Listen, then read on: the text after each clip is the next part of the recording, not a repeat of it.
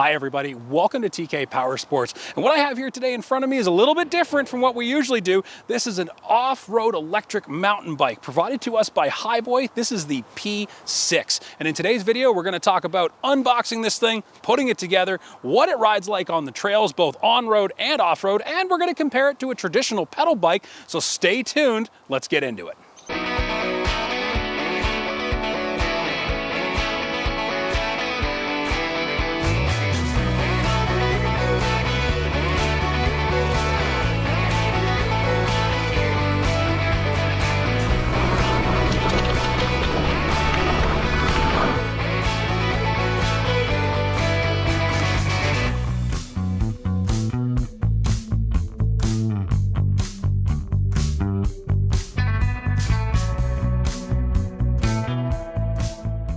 So when Hiboy shipped this to us, the nice thing about this ordering process is the bike comes right to your house, literally. And actually I had a cool delivery man. He took it back to my garage, didn't even leave it on the front doorstep. It was really nice. When we opened the box this morning, it was really simple to build. The bike comes pretty much pre-assembled with a couple of things you have to adjust yourself. The handlebar was loose, kind of laying off to one side. We had to mount that, select the angle that we wanted, 4 bolts in the front tire, of course, beside it as well. Slide that into place, slide the axle through, spin it on.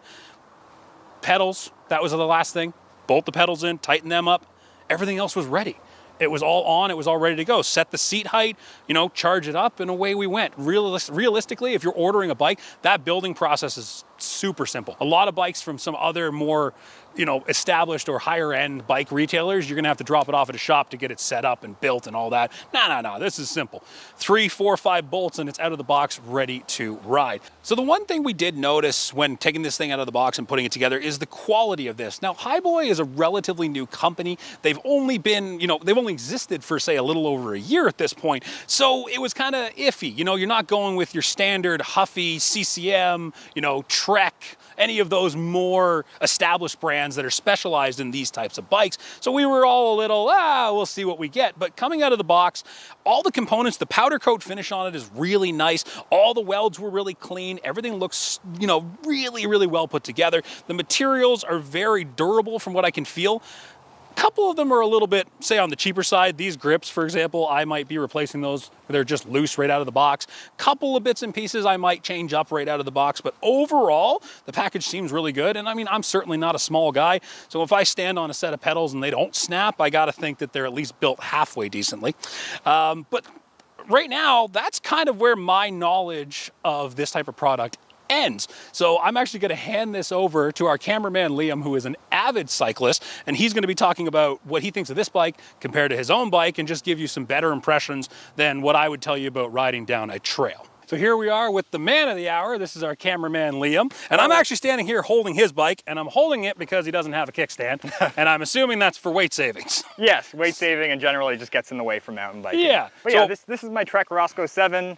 I bought it a few months ago. I've just really got back into mountain biking, but I have been biking for most of my life. Perfect. Now, difference-wise, I mean, right away, obviously, let's just talk about the weight. Because like I said, I picked it up already and I was like, oh my goodness, I loaded that in the truck earlier. Yeah, and it was like, I broke your back. So, yeah, there's a huge difference. I believe the weight on my bike is about 31 pounds.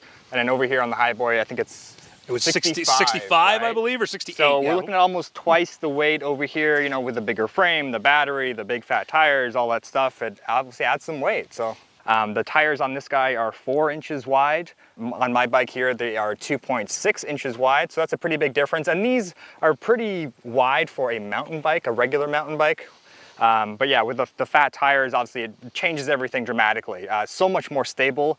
I was going down a hill there with a big rut in the middle of it too, and I noticed that with the Hiboy P6, I could go right into the rut and still feel like super safe and super stable. With my bike, I had to be a little bit more careful with my line, and so yeah, that was another difference that I noticed there. And I even noticed over there too, and you can probably comment on this, with the wider tire, the float in it there was that loose sand section in that trail over there. Yep. And the fat tire just kind of, right over the top of it, versus when I rode the skinnier bike on the way back out, you're digging in. It felt like I was digging in, and I Yeah. really had to kind of seek out a harder section. Yeah, right? that's it. Now, did you feel that on your bike compared to that bike? Yeah, I'd imagine not as much as like a skinnier gravel bike, but yeah, I'm digging into the sand a little bit more, where like you said, it feels like you're like floating on top of everything with this bike. And another difference I'll mention is the suspension here. We only have 80 millimeters of front travel on this guy, the P6. On my Trek Roscoe 7, I have 140 mil travel in the front. So I have a lot more suspension travel here, but with the fat tires, they actually provide a little bit of suspension themselves, especially if you run them at a lower PSI. So that's gonna soak up some more of the bumps, and it kind of negates the lesser suspension on the P6. Okay, so I think the last thing to do then is get back out there and let's ride them. Let's get them a little bit dirtier than they are right now. Let's do it.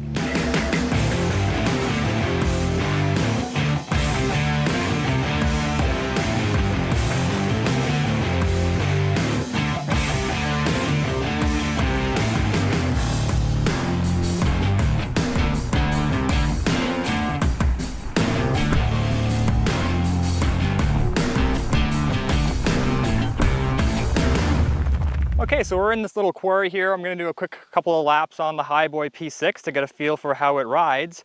Like Matt said earlier in the video, this is a one-size-fits-all frame. I do have a little bit of a problem with that, just in the fact that it's obviously accommodating larger riders. I'm about 5'8", 180 pounds, so I would usually ride on a medium frame. My Trek Roscoe is a medium.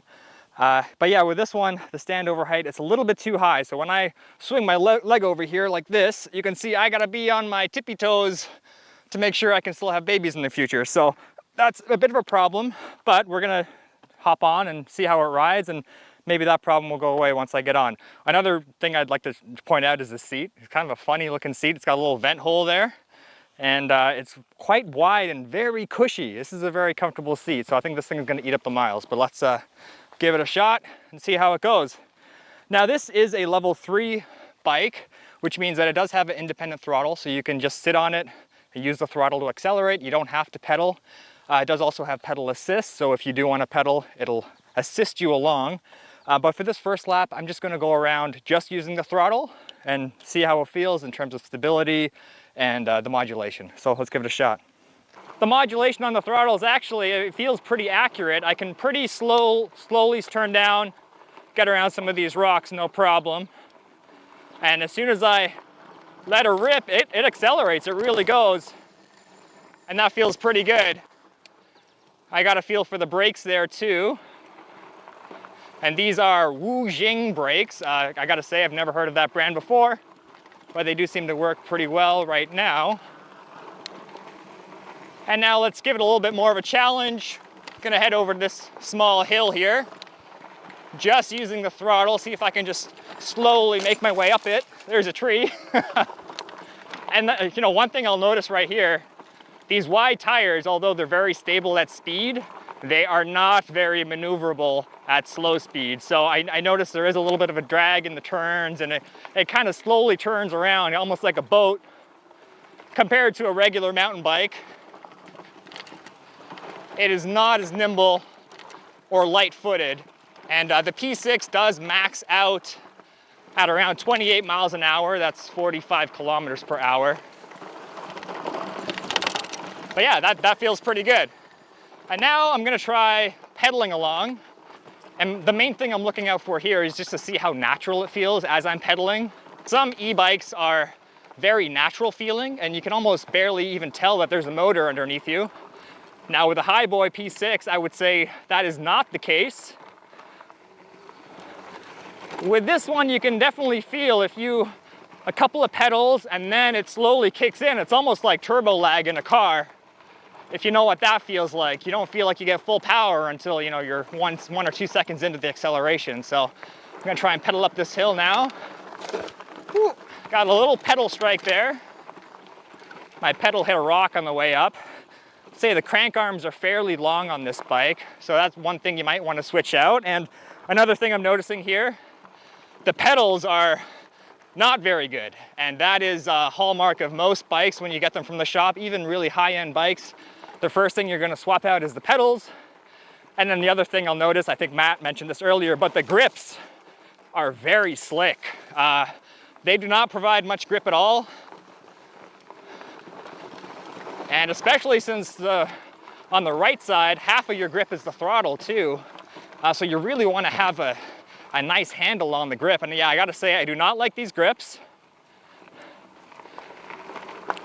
But on the other hand, the power feels really good. When you really start laying into it, you can pick up speed really quickly. And then the brakes are powerful enough to slow you down, which is nice. I will say the brakes are a little squealy. Now this is a brand new bike, we just built it this morning, so some of these things take some time to settle in. But as of right now, the brakes are pretty loud. But on the other hand, the motor is like almost silent. There's very little sound coming out of the bike. There is a very slight whine, but yeah, almost silent really. Now I'm gonna hit this larger hill over here. I wanna feel the suspension here. So there's only 80 mils of front suspension travel. Hit a couple rocks there, and it does soak things up. But when I compare it to a regular mountain bike, which, you know, basically 100 millimeters is the bare minimum for a mountain bike, it does feel limited. And I feel like if you were to hit a large enough obstacle or hit an obstacle fast enough, you might be in for a bad time. Some of these smaller rocks on the ground in front of me are okay. But yeah, I do have concerns about taking this on a more gnarly trail with this kind of suspension. And now with a bike like this, it's really easy to learn how to manual because you can obviously apply some throttle. So I was trying it out here, and you can even see me wipe out trying to hold a manual. So I hope you enjoy that.